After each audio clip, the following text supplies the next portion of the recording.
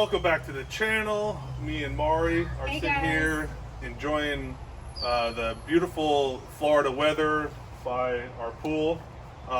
We just came out of the weekend with Jeeping with Judd. A video will come out a little later on that weekend, but we want to touch base and do a little update video on the Predator generator. We learned a few things over the 4 days we spent at Jeeping with Judd about this generator. It seemed like everyone had this generator, right? Every time we go camping, we see more and more people with this generator. You really can't go wrong for the price, what this one's able to do, and for how quiet it is. Everybody's picking them up. I agree. It's crazy. I wish Harbor Freight and Predator paid us a little bit of money for all the stuff we've done. I mean, we've seen Dave and Jenny had the 2,000 watt. Keith and Michelle had the 3,500. There was a couple other people that had the 3,500 out there. But big thing that we saw was actually Keith and Michelle. They had really big problems with their generator and surging. It was surging and stalling out, and of course, who do they go to? Because they're subscribers. They run over to us saying that we're the experts, which we're really not. We just stumbled upon some fixes that worked out for us. Their big issue is when I went over there, they started it up, and the first thing I noticed was that the generator, it was a 3,500 watt, but it was a big fifth wheel trailer.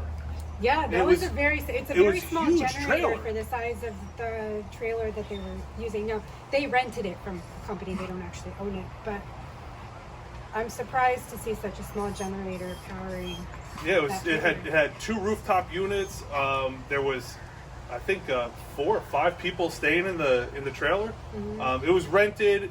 It wasn't their choice. The generator came with the trailer, but they were really upset that they couldn't. It was a whole big ordeal. We're not going to try to get into that, but the first thing I did is I said you have to clean the spark arrestor. They were kind of arguing between themselves about, it's not theirs, what they should do. They were worried about touching it. Yeah, because, of course, if something breaks, then you have the liability of having to replace it or whatnot. Exactly. They didn't want to pay for it if it broke. They were afraid to let us fix it or do anything with it. So I think Keith and Michelle decided just to take off. I mean, it's only 10 millimeter bolts that just take it off, and that thing was completely clogged. You couldn't even see through it. It was chunks of carbon coming out. So as soon as they did that, they fired it up. It blew out a whole bunch of black smoke and ran for the rest of the weekend. Yeah. Had no problems with it outside that. And that was Friday? That was our first full day there. Yeah, it was our first full day there. So the rest of the weekend through Sunday. They never turned it off. They just let it go, and they never had a problem there. So guys, I'm stressing to you, if you're running into problems where it's stalling out on you, it's not working, it's not running right, easiest and first thing to do is check the spark arrestor, make sure it's clean, and either remove it, or I wouldn't suggest that, because depending on where you are, especially in Florida or California, the drier states, it might shoot out a spark, start a fire, and you really don't want that. So first is to do that. All right, so the second thing is what I noticed is a couple of the other people that had this generator, obviously, I don't know if it was either theirs or not, but they had the stock wheels on, the little 2-inch little nubs. In a primitive camping area. They were having a disaster trying to move it back and forth. Guys, solve your problem. I had absolutely no problem. You just go to Generator Upgrade Supply. I got the sticker right on top of my generator. Company, great. They even handwrite notes to you every time you order something. Like, thanks for your business, with your name on it. I mean, it's really personable. I mean, I didn't have any problems with them. I mean, great company to get. Yeah, I mean, they're not paid advertising. No one pays us, actually. I wish someone would, but it's all good. We do this because we enjoy it. So, man, they have a kit. It bolts up. I mean, you guys seen the video? Super easy. And this thing wheeled over pretty much any terrain. The only one I could see it having a problem with is soft sand, but even the sand at it made it fine through the cow pastures. It was fine. So that was a big thing. Makes your life 100% easier, and it's really not a lot of money. And the other thing is the remote start. So I kind of have mixed feelings about it. I'm changing what I previously said in the other video a little bit, but so what I've noticed is that even with the battery, even with the system turned off, the battery's dying. Now, this generator is a couple years old, so I'm not going to hold too much dislike for that system just because of that, because the battery's probably old. It probably needs a new battery anyway for the push button start. But it just seems like I install the system and all of a sudden the batteries just keeps dying whether the system's on or off. So that's something for you guys to think about. Now, this generator does have pull start, so even if the battery dies, it's not that big of a deal. You started it, right? You came back early from the trails and it fired right up for you, right? Yeah, I came back from the trails with the kids and one pull and it was on. That was it. So I guess it's not that big of a deal, but it's kind of annoying that me with little OCD, just that something's not working. It's not a big deal. The generator still fires up easy as hell, but a part of it's not working. But I didn't discover this until Sunday when we were packing up, is the antenna. I believe I said on the other video that they give you like 12 feet of wire, and it's so stupid why it is so long when, but when we were picking up, it just dawned on me, it hit me. It's long, so you could seriously put it on top of your trailer, the antenna, and have a huge range where you could start it with the remote. I didn't even think about that until we were putting stuff away, and I'm like, man, you could stretch this right on top of the trailer. I said it as a joke, it just hit me like friggin' Doc from with Marty McFly, Back to the Future. Like, it just hit me like, oh man, it will extend your range if you did that. So kudos to you, generator upgrade supply. You ended up being smarter than me on this one. I didn't think about it. Well, hey, one great thing about camping and overlanding is every time you go out, you learn something new about something you need or something you could do different, or your setup needs to be changed.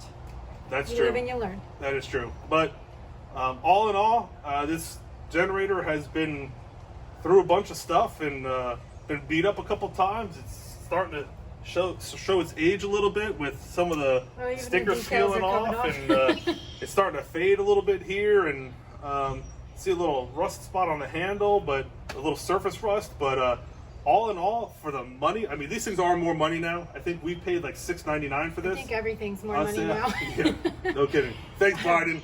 I did that. But I think these are going for $8.50 now, or $8.99. A little bit. Yeah, so it's a little bit more pricey. The only thing I did notice is the only thing they changed for $100-something is they actually have a fuel gauge here to tell you how much fuel is actually in it. So instead of just instead of just opening it and looking, it sits there and tells you for $100-something.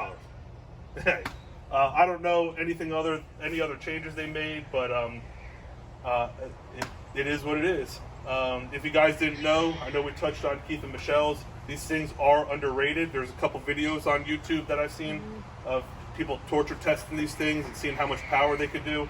I think one guy actually got like 5,000 watts out of it consistently. I think 5,500, it finally tipped. It held it for a little bit and then cut off. But but Keith and Michelle only could run one AC. They couldn't run both. I'm surprised they even were able to do that. They could do that far with the water heater. I mean, there was they had a lot going on. So I was surprised. I mean, these things are underrated, but still, guys, match up your generator to your trailer. You'd have so much easier time and more fun enjoyment out of in nature if you didn't have to worry about having to turn on the tea kettle and blow on a breaker. And I also have to give props to these. I did mention about how quiet they are. I know Chris has mentioned how quiet they are. So the trailer next to us during our camping stay did not have a Predator, and I will tell you, the entire weekend he never turned it off, and that thing was so loud. It actually cut out like halfway through the stay. I don't know if it ran out of gas, something. I think it ran out, yeah. And everybody stopped. The entire campground was like, I could hear myself think right now. Now these were still going and you couldn't even tell. The quiet is so worth it. I agree. That Fred, I know you're probably watching this. Fred, he definitely won the loudest generator award that campground. So now that was a rental too. That was a rental. Really Yeah. It's not all Fred's fault. I gotta can't hate him too much, but that thing was loud, and you know, other people that didn't have these were coming over to look at ours and didn't even know it was on. Yeah. Right? We had Noelle. Oh, Noelle yeah, was showing people that how quiet it was, and they had to actually come and touch it to even feel that the little vibration. They didn't even know. We also had people randomly coming up to us to use our power as well. So that's nothing. We had people fucking their coffee makers up and everything else. Yep. On top of everything we already had going. Yep, and we don't mind any time. We're always looking to help. So, but I think that's about it. Unless you have anything else, right? No, I think that's it. Thanks, guys. Perfect. All right, guys. You know the drill. If you haven't already, hit that subscribe button. Hit the notifications so you know when new videos come out, especially the Jeeping with Judd one, and further videos. So I hope you guys enjoyed it, and I hope if you have one, you're enjoying your Predator generator just as much as we are. And other than that, we'll see you out on the trail.